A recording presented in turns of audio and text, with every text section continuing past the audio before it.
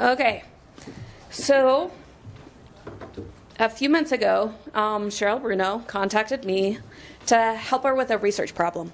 So she'd been unsuccessfully trying to locate information on a guy named Madison M. Scott for an article she and Michelle Stone were writing. So that request ended up, of course, like a rabbit hole, turned into a much larger research project, which is what brings me here today. Now, the article that I submitted has everything I found, but for this presentation, Cheryl actually asked me to go a little bit more into the research techniques that I use. So,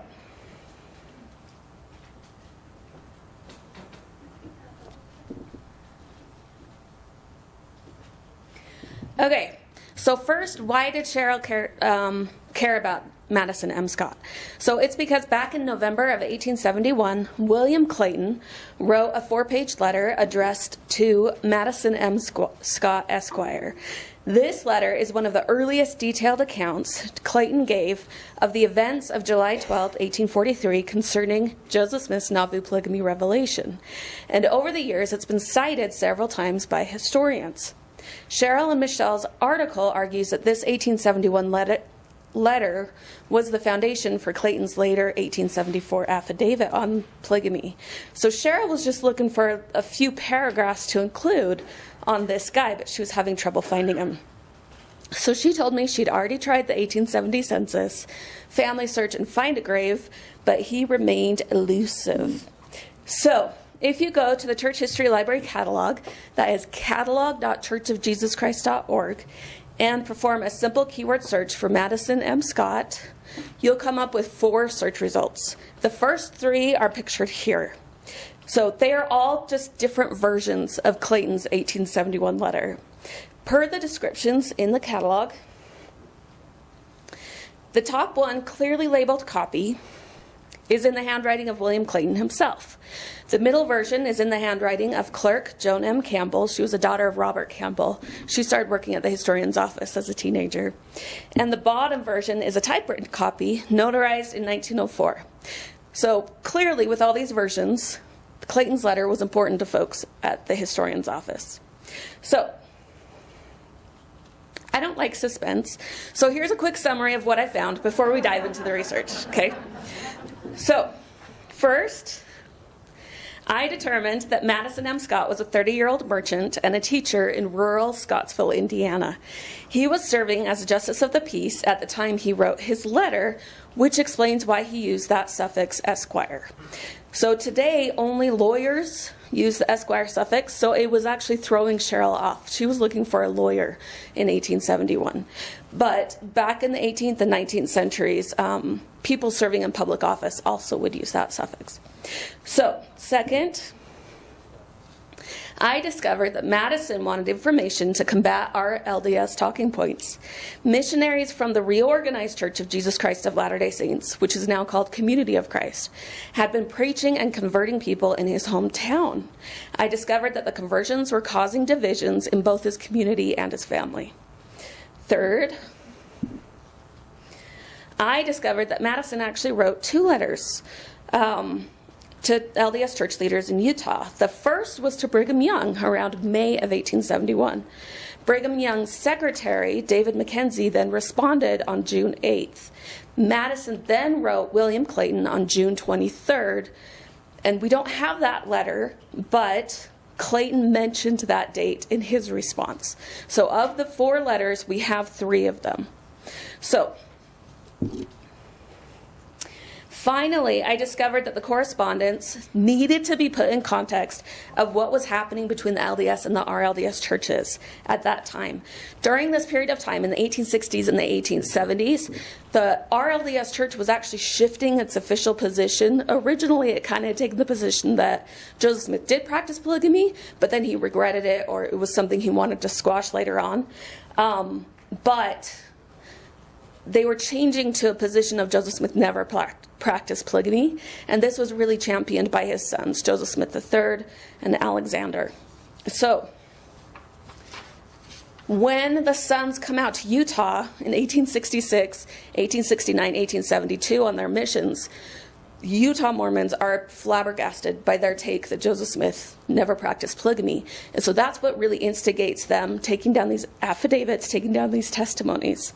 So one thing, so you need to get, just like how Maxine Hanks mentioned yesterday, you can't look at these statements, these affidavits in a vacuum. You have to see what they're actually responding against, right? So finally, I discovered this August 1872 letter from William Clayton to George A. Smith. This was during the mission of Joseph Smith's youngest son, David Hiram Smith. So George A. Smith somehow, and if anyone figures out how, please tell me, became aware that Clayton had written this detailed account to Madison M. Scott, and he apparently had requested a copy.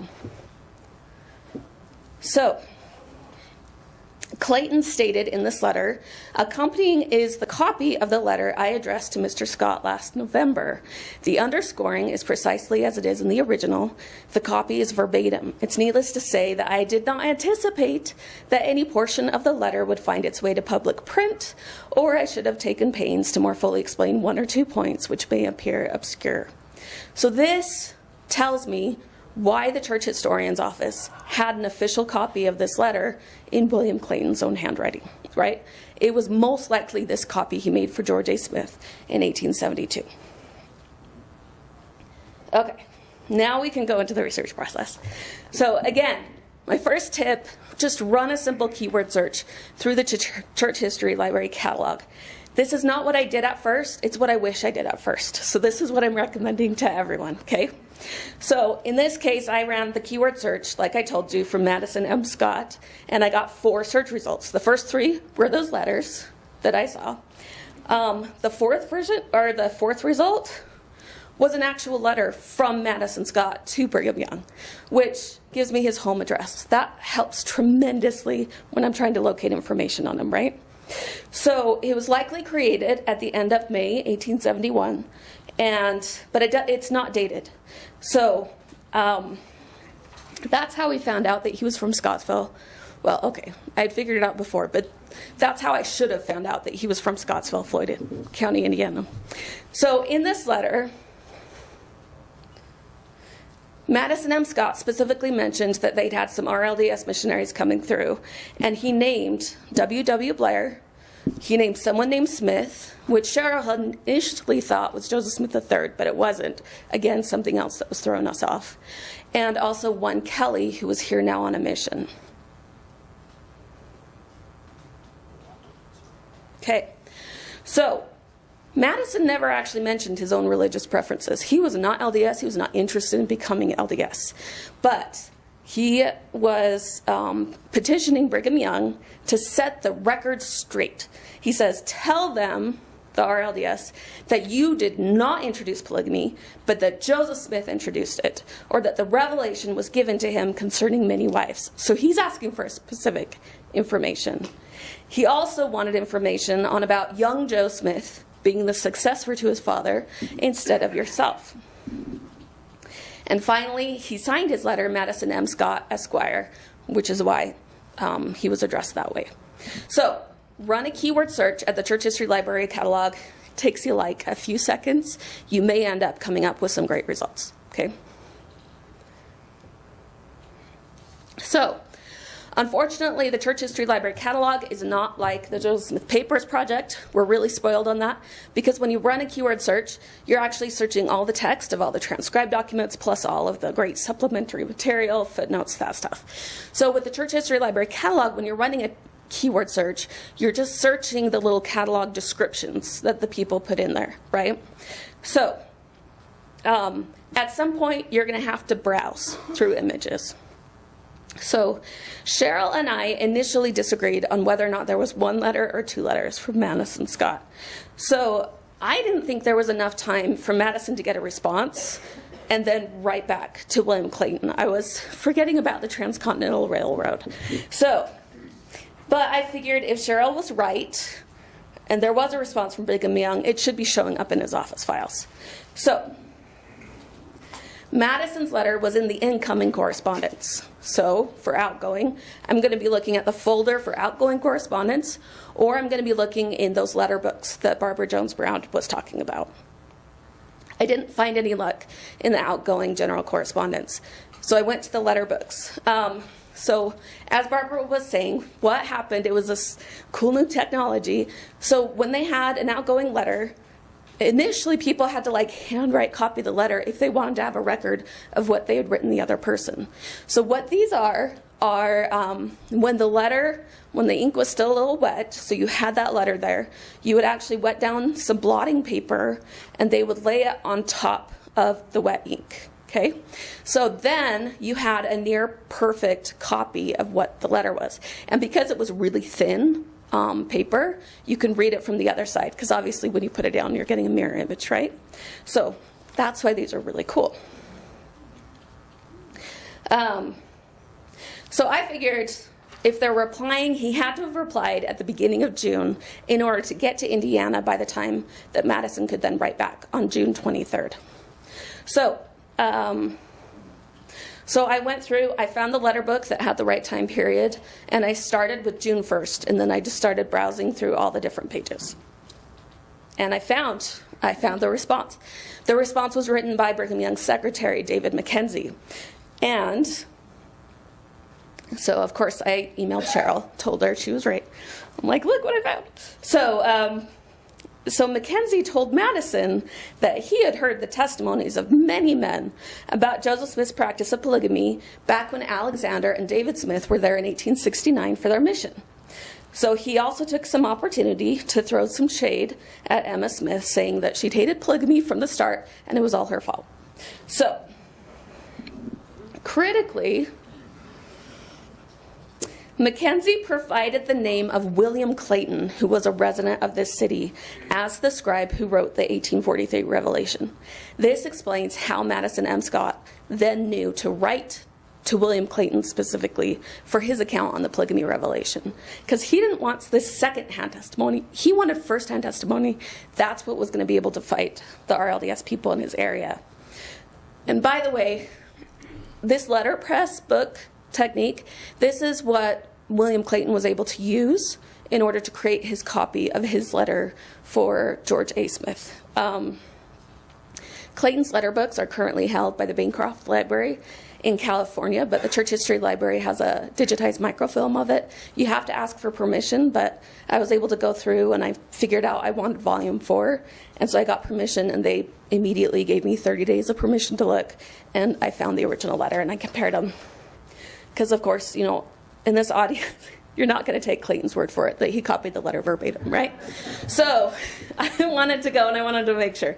So it turns out the wording actually was identical. Even the pagination was identical. There was only 3 words that were on different lines.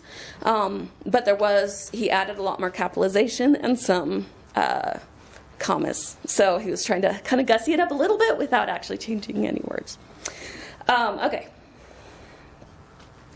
So, one of the other huge collections that the church has, and that's why the Church History Library catalog is great to look at, even if you're not looking at the specific LDS denomination. They have a lot of great collections for the whole spectrum of LDS denominations. So they have an entire copy of the Saints Herald, a complete collection.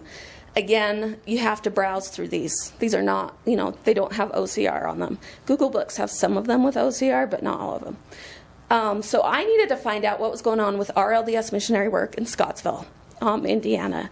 So newspapers were only getting me so far, and every Google result when I was coming up looking for RLDS missionary work in Indiana kept just referring back to these correspondences that were in these Saints Herald publications. So it was a twice monthly publication. The full name is The True Latter-day Saints Herald, but it was published by the Reorganized Church. And they would, in the last few pages of each publication, they would print correspondence. And this is where you get really great information, because it's talking about all the missionary work that people are doing. So I was able to find, and I knew I wanted to be looking at 1870, 1871, based on what I had seen in my other online searches. So, in a letter dated June 23rd, 1870, but it was in the 15th of July issue, W.W. Blair, so he's one of the names that Madison had written about, he reported that he baptized 22 people near Scottsville, Floyd County, Indiana. He also established a branch there with a guy named James G. Scott as the presiding elder. He mentions that Brother Elijah Banta had actually preached twice in that region in 1865, and myself with him made a short visit there in 1866. So this was not the first time the people had heard. At Mount Eden, which was at Scottsville, we held a 3-day discussion with Elder V. Scott of the Campbellite Church. I learned that it said it cost him over $100 to get prepared for his onslaught against our position. They'd been looking for the past 2 years to a collision with our elders when they should come. So apparently it was not uncommon for people in Scottsville to try to gather information to combat RLDS talking points. But remember, this is a full year before Madison wrote his letter. So 6 months after Blair's visit, a guy named Thomas W. Smith went to Scottsville. So this was the Smith that Madison was talking about, not Joseph Smith III. He wrote on January 5th, 1871, "I had the pleasure and honor of baptizing 6 intelligent souls yesterday afternoon, among them a brother of Mr. Vardaman Scott, the opponent of Brother W.W. Blair." So we've got some brother rivalry going on, and also brother of brothers James, Moses, John, and David Scott, who are earnest and faithful saints. He, the guy he had just baptized, who was Harbert Scott, is recognized as the most intelligent, influential, and capable of the family. He's been investigating for years. So now we've got the bad guy identified, Elder Vardaman Scott, as the Campbellite preacher that was debating Blair. But it turns out he's the brother of now at least 5 of the RLDS branch members in Scottsville. And of course, with all these last names of Scott, how are they connected to Madison Scott, right? I never found a record of Kelly being there in May of 1871. I was really bummed about that. But I did notice something really interesting. In the May 1st issue of the Saints Herald, they said, "We call attention to the lately issued tracts. One was on polygamy by Alexander H. Smith, and the other was on succession in the church." Now remember what Madison had asked Brigham Young about? I want to know about polygamy, and I want to know about succession, about Joe Smith being the successor. So, did his request have anything to do with these 2 recent publications? Okay, now we're going to switch. I'm a genealogist, so of course I'm going to mention FamilySearch, right? So when people talk about FamilySearch today, they're typically talking about the big communal family tree on FamilySearch. My third tip is to be super careful with the information you find in this tree. Okay. If you have a random individual like Madison Scott, so he's not going to be showing up in any database of, early Latter-day Saints or anything, Family Tree really is a decent place to look for biographical information, but you need to take it with a grain of salt. For example, in this profile page, it says he was born in a cemetery. So, by the way, it doesn't say that anymore because I changed it. So, okay, so a part I want to highlight for those people interested in history is the Sources tab. So this shows any indexed historical records that have already been identified by a FamilySearch user as referring to this individual. And usually they're going to be census records, vital records. It's low-hanging fruit, easy to find historical records, but again, it's dependent on whoever decided that's really applying to that guy. So again, be careful. Okay. I'm seriously telling you guys to be careful with this stuff. So, FamilySearch Family Tree is akin to the older sources like Ancestral File, International Genealogical Index. They were created from user-submitted data. Sometimes that user was basing it on actual historical records, but often this data was based on traditional family information. So if you see any of these user-submitted data collections listed in someone's citations for names, dates, relationships, that stuff, that's a huge red flag, okay? That means you're going to need to go to the effort to try to verify this information with historical records. If you feel obligated to cite one of these collections in your footnotes because it's the only source of information for this particular data point, just include a sentence in your citation for why you believe this source is credible. Like, so that way people know that you're not a bad researcher, it's just, this is the only thing you found, right? So, by the way, all of Susan Easton's Black's fantastic compilations of early Latter-day Saints, or like the land around Nauvoo, hugely based on ancestral file. You have got to double check those families. There's a lot of bad information in there. But it was the best of what she had in the 90s. I don't want to throw shade on that. That was what she had available. Okay, now the reason why genealogists actually like FamilySearch is because it's a catalog. It's a giant library of local historical records that have been collected on microfilm. They started microfilming this stuff in 1938. So we have an incredible store. And in the last 10 years, the FamilySearch library has been able to digitize their entire microfilm collection. So, but of course, they're still gathering new records. Most of these digital images are available to view from your home computer. I believe the last percentage, it was like 70%. You can view from home. Some of them you have to go to a FamilySearch center. Some of them you have to go downtown. So this is going to come back to my tip of browsing purposefully. So in order to find it, you go to the website, you click on search, and then you click on catalog. So the default search engine is to look for records based on place, because that's how most genealogists what we're looking for. So as you begin typing the location, you're going to have a list start to populate. So I was typing in Floyd County, Indiana. And so here you can see at the top, Floyd, Indiana.United States. It says it was a county created in 1819. Okay, that's the one I want. So I select that and then I click search. So most country and state level collections have already been indexed. They were the higher priorities. So this is why you kind of need to go digging a little bit deeper for these lower geographical areas, because you're going to have to do some browsing. For Madison Scott, I needed to check at least 3 different geographical levels. I needed to check the county level, the township level, and then the actual city level. So at the county level, the only records that looked interesting were property records and vital records. But the vital records had pretty much already been indexed, so they were already attached to Madison on that sources tab in Family Tree.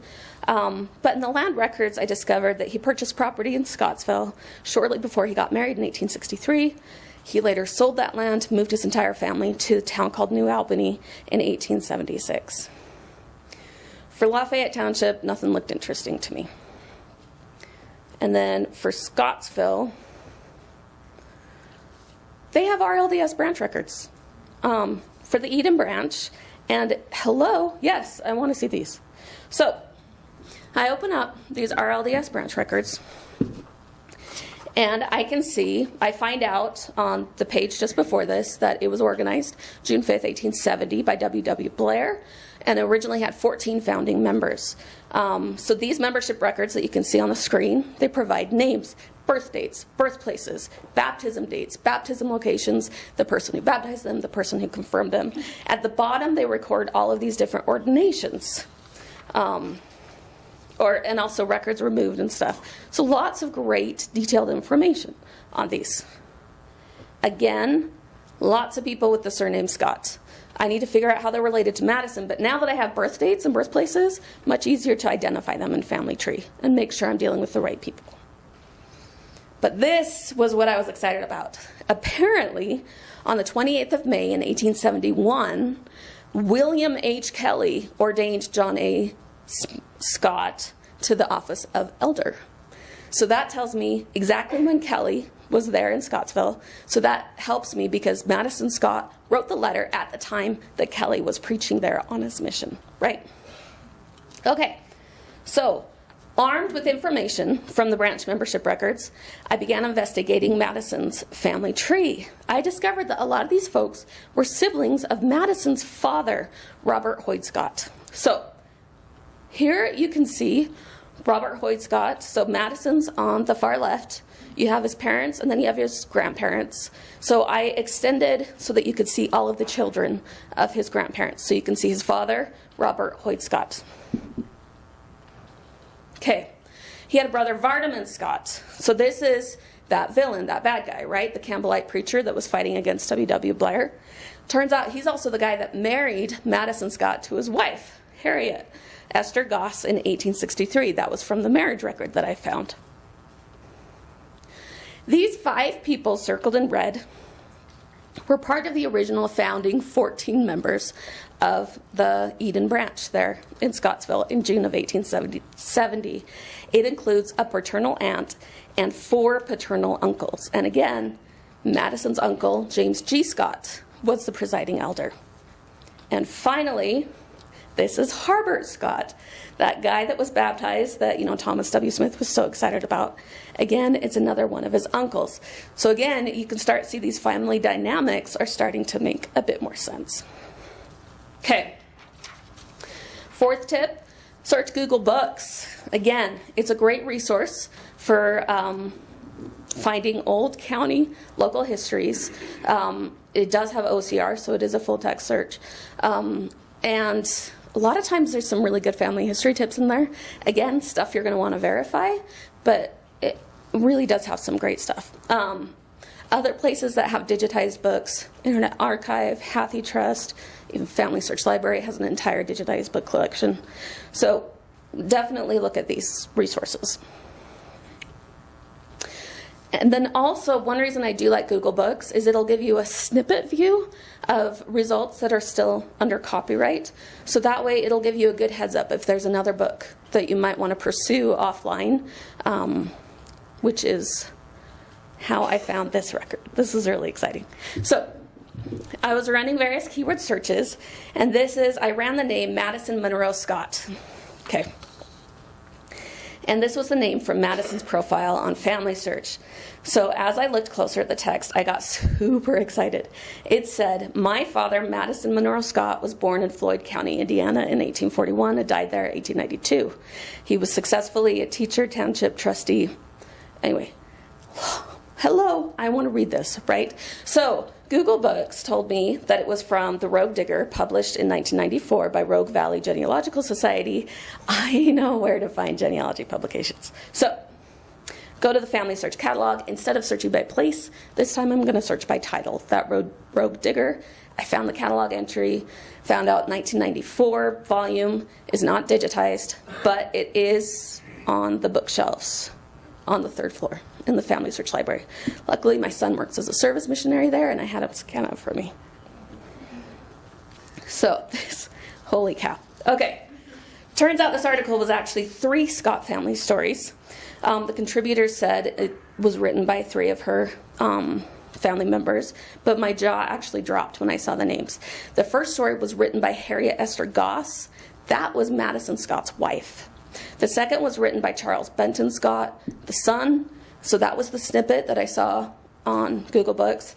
And then the third was from yet another one of his paternal uncles. There was a lot of guys in that family. So Harriet's story was the gold mine in this case. Charles's story had like a lot of great information, but Harriet talked about the reminiscence. It was a reminiscence of the old Mount Eden and Chapel Hill churches.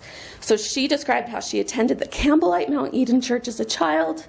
Very wonderful. 2 of John Scott's sons, Vardaman Scott and James G. Scott, were the 2 preachers until the Latter-day Saints came and they got infiltrated the teachings, and eventually it got so bad that the Campbellites actually had to separate and actually build their own church over on Chapel Hill. She was one of those original founding members. Her dad was the one that donated the land for the new church.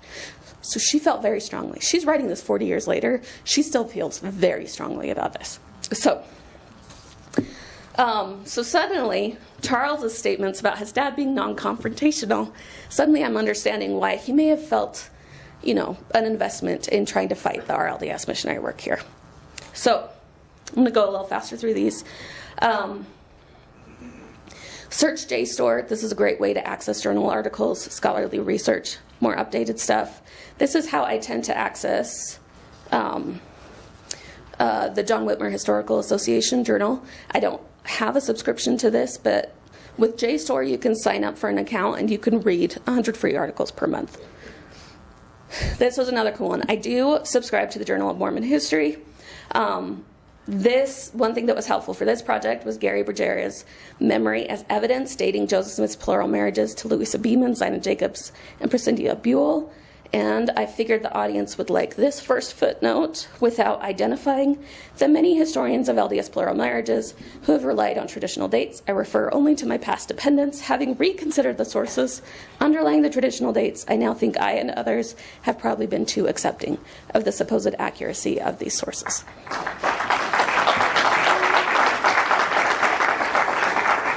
Okay, finally, consult offline books. I'm not going to go into this because I need to hurry through this. But then I was able to construct a timeline where we had Elijah Banta preaching in Scottsville. We had the split in 1866. This is 4 years before any baptisms took place, but obviously it was influential enough. We find out Blair actually had a debate at the end of December. We have both David Smith and we're done. Writing these polygamy pamphlets, and so, yeah. That's why Madison Scott was replying to this. So you need to understand Madison's letter within the context of replying to these RLDS publications, and you need to understand the fact that the Church Historian's Office was interested in it because David Hiram Smith at that time was there on a mission. So you need to see it within the context of these. Okay? Thank you. We're done. We have a little bit of time. Actually, I don't know. Do we have time for questions or no? We don't have time for questions. Anyway, but you can ask me after. Yes, go see Marianne after for questions. But I just wanted to tell you about this book, Secret Covenants. Marianne has written a chapter in this book on Theodore Turley's Nauvoo plural marriages. And so it's just as exciting and interesting as the talk that she just gave, which really was so helpful in writing our article, even though it's only like 4 or 5 sentences, but she then is also writing a paper about it as well. So it was the gift that kept on giving. So thank you so much, Marianne.